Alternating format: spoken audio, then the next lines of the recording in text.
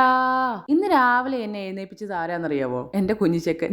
താലോലിച്ചൊന്നും അല്ല കേട്ടോ, എന്റെ മുടി പിടിച്ച ഒരൊറ്റ വലി. അപ്പോഴാട്ടോ ഞാൻ എണ്ണീക്കുന്നേ. പതിയെ എണ്ണീറ്റ് ചെക്കൻ്റെ അടുത്ത് കുറച്ച് കോപ്രായൊക്കെ കാണിച്ചിട്ടാട്ടോ ഞാൻ ബെഡിൽ നിന്ന് ഇറങ്ങിയത്. പിന്നെ പതിവ് പോലെ നേരെ കിച്ചണിലേക്ക്. ഞാൻ മാത്രമല്ല കേട്ടോ, കുഞ്ഞിച്ചേക്കനെയും കൂടെ കൂട്ടുവേ. ചെക്കൻ ഒറ്റയ്ക്ക് കിടക്കുന്നത് ഭയങ്കര മടിയാ. അവനാണെങ്കിൽ കൂടെ ആരെങ്കിലും വേണം എപ്പോഴും കണ്ടോണ്ടിരിക്കാനായിട്ട്. ഇതാവുമ്പോ എന്നെ കണ്ടോണ്ടിരിക്കാമല്ലോ, അതിൽ കൂടുതൽ എന്താ വേണ്ടേ അല്ലേ? ഇതെനിക്ക് അംഗനവാടിയിൽ നിന്ന് കിട്ടുന്ന റോസ്റ്റഡ് ആയിട്ടുള്ള റാഗിപ്പൊടിയാണ്. എനിക്ക് ഭയങ്കര ഇഷ്ടമായി ഇത് വെച്ചിട്ട് ഇടിയപ്പം ഉണ്ടാക്കി കഴിക്കാനായിട്ട്. എല്ലാവർക്കും ഇഷ്ടപ്പെടണമെന്നില്ല കേട്ടോ, പക്ഷെ എനിക്ക് കഴിക്കാൻ ഭയങ്കര ഇഷ്ടമാണേ.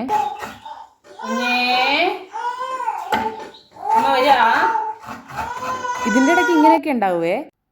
അപ്പൊ നമ്മുടെ റാഗി ഇടിയപ്പത്തിന് വേണ്ടിയിട്ടുള്ള തേങ്ങ ഇവിടെ റെഡിയായേ. അപ്പൊ നമുക്ക് ഇടിയപ്പം ഉണ്ടാക്കിയാലോ? മാവ് സെറ്റ് ആയിട്ടുണ്ട്. ഇടിയപ്പം ഉണ്ടാക്കാനായിട്ട് എനിക്ക് സ്വർണത്തിന്റെ അച്ചൊക്കെ ഉണ്ട് കേട്ടോ. കണ്ടോ? പിന്നെ റാഗി കുഴച്ചതെല്ലാം കൂടെ അതിനകത്ത് കുത്തി നിറച്ചേ, എന്നിട്ട് ഇങ്ങനെ കറക്കി അടച്ചു. ഹെലികോപ്റ്റർ.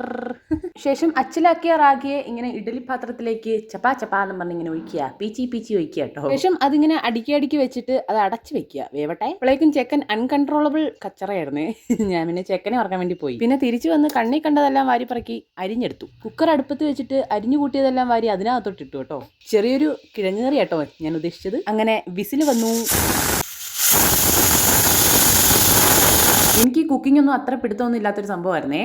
കല്യാണം കഴിഞ്ഞിട്ട് ഞാൻ യൂട്യൂബ് നോക്കി കേട്ടോ ഞാൻ ഇതൊക്കെ ചെയ്തു തുടങ്ങിയത്. അപ്പം ചായ ഇല്ലാതെ എന്ത് ബ്രേക്ക്ഫാസ്റ്റ് അല്ലേ? അങ്ങനെ ഇടിയപ്പം ഇവിടെ റെഡി ആയിട്ടുണ്ട്. അപ്പം ചായയും കുട്ടി നമുക്ക് ഇടിയപ്പം അടിക്കാം. ബൈ.